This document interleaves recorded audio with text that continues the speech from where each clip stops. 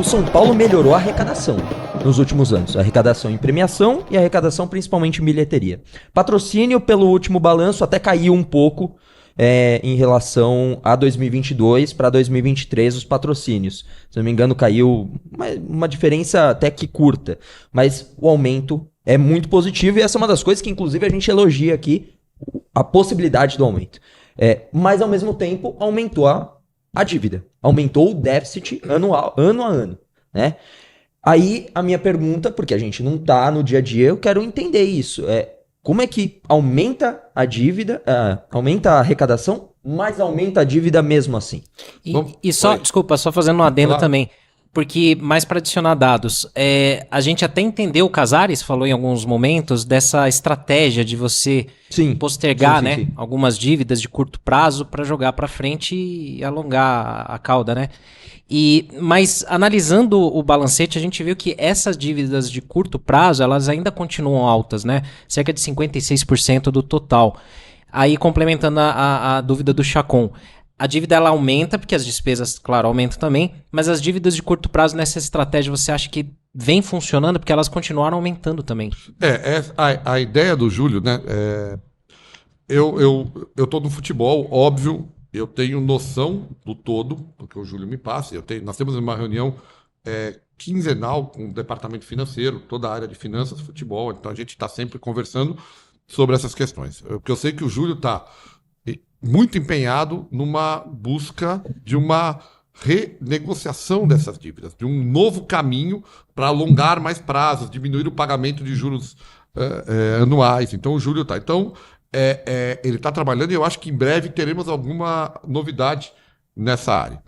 Nós tivemos, né, Jacob? Na verdade, nós pegamos a dívida, teve um crescimento, depois ela teve uma queda e voltou a crescer nesse ano passado. Por que a dívida ela cresce? Porque você, em algum momento, tome decisões de fazer alguns investimentos, no futebol, inclusive.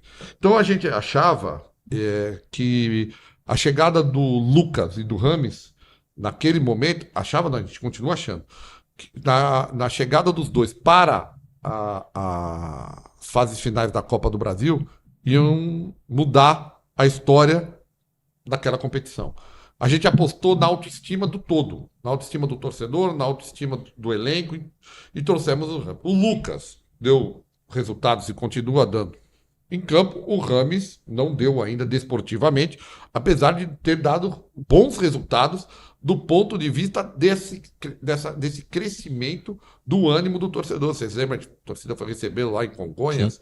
Assim, o Rames nos ajudou muito nisso, inclusive no aumento da média de público. Ambos nos ajudaram.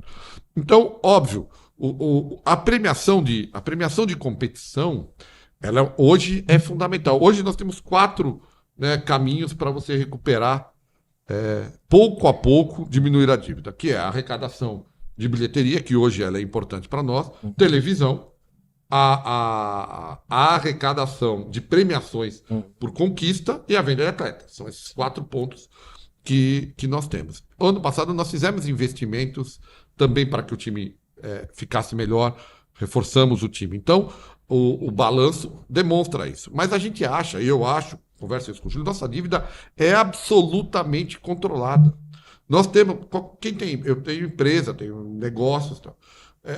Se eu tenho o faturamento de um ano da minha empresa como dívida, eu nem considero como dívida, eu considero da minha empresa como investimento, porque é isso. Se eu estou reinvestindo, se a minha empresa está bem, se ela está conseguindo os resultados, eu estou reinvestindo o que eu ganho no meu negócio, para que o meu negócio cresça. Então eu tenho lojas lá, então eu tinha 10 lojas, tenho 15, ou seja, eu estou reinvestindo, eu pego o dinheiro que é meu lucro e vou fazendo dívidas para o meu negócio crescer. E, obviamente, é sustentável. O São Paulo hoje está nesse caminho. O São Paulo voltou a arrecadar bem com o marketing, o São Paulo está com bilheterias excelentes e o São Paulo voltou a conquistar. A conquista começa a gerar recursos. O Beraldo, em julho, eu tinha uma proposta de 12, vendemos por 20. Por quê? Porque teve a conquista da Copa do Brasil no meio. Eu acho que nossa dívida é absolutamente controlada. Temos que melhorar o quê? Fluxo de caixa. Como melhorar o fluxo de caixa? Renegociando a dívida e pouco a pouco e diminuindo essa dívida. Essa dívida não vai acabar nunca. Nenhum clube vai acabar a dívida. Você vai controlar, diminuir, manter ela sob controle, baixando pouco a pouco. Essa é a nossa ideia.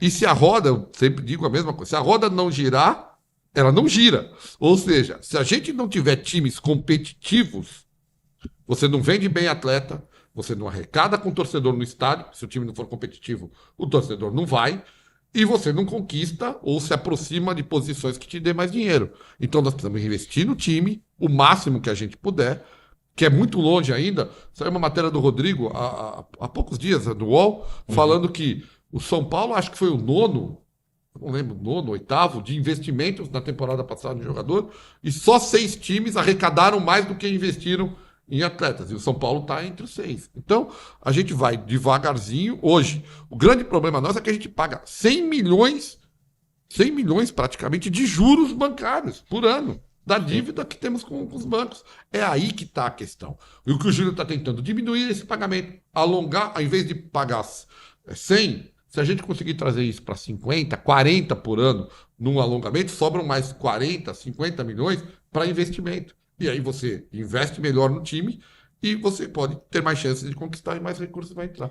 Então o Júlio está... Hoje, o principal empenho, o Júlio deixou o futebol lá, toca Belmonte aí e está com os olhos deles todos voltados para buscar essa renegociação da dívida, que eu não tenho certeza que tudo que o Júlio põe a mão, a gente brinca lá, que vira ouro. E vai dar certo, eu tenho certeza que ele vai conseguir, nessa renegociação, melhorar muito a situação financeira do São Paulo.